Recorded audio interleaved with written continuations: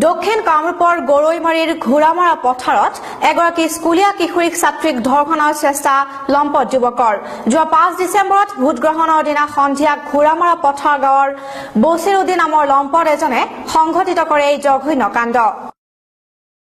লম্পট যুৱকজনে একে গাঁৱৰে খাতুন উপাধিৰ 6ষ্ঠ শ্ৰেণীৰ ছাত্ৰীগৰাকীক বলপূৰ্বকভাৱে বিদ্যালয় এখনত নি ধৰ্ষণৰ চেষ্টা চলোৱাৰ অভিযোগ উত্থাপিত হৈছে। পরে করে নিয়ে যাবেন স্যার নিয়ে খারাপ ফোন করবো স্যার কি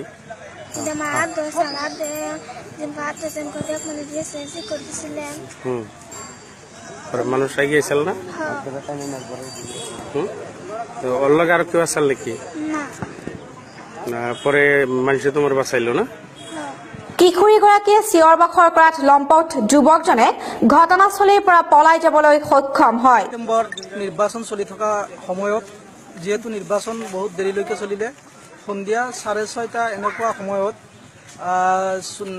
নুৰনাহাৰ নামৰ ছোৱালীজনীয়ে ভোট গ্ৰহণ কেন্দ্ৰৰ পৰা ঘৰলৈ গৈ থকা অৱস্থাত ওচৰৰে বছিৰুদ্দিন নামৰ লম্পট ল'ৰা এজনে তাক টানি চুচৰাই ওচৰতে থকা ঘোঁৰামৰা পথাৰ এম ই স্কুলৰ শ্ৰেণীকোঠাত লৈ যায় তাইক বলপূৰ্বকভাৱে ধৰ্ষণৰ অপচেষ্টা চলায়।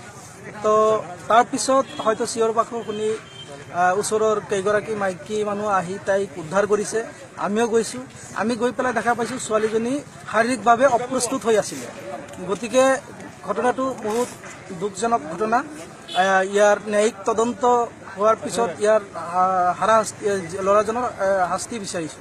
ঘটনা সন্দৰ্ভত কিশোৰীগৰাকীৰ মাতৃয়ে জোৰশিমলু আৰক্ষী চকীত দাখিল কৰিছে এজাহাৰ।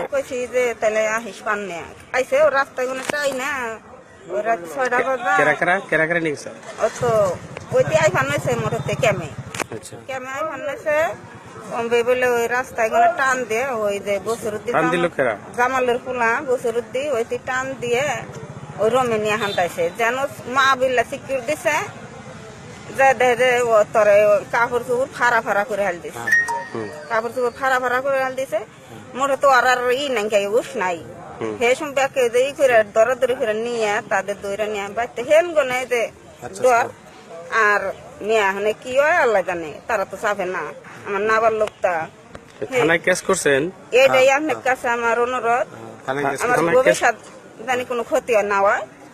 থানায় কেস করছেন থানায় কেস করছেন এর ন্যায় বিচার চাইছেন না গৰৈমাৰীৰ পৰা সাইফুল ইছলামৰ ৰিপৰ্ট নিউজ এক্সপ্ৰেছ অসম।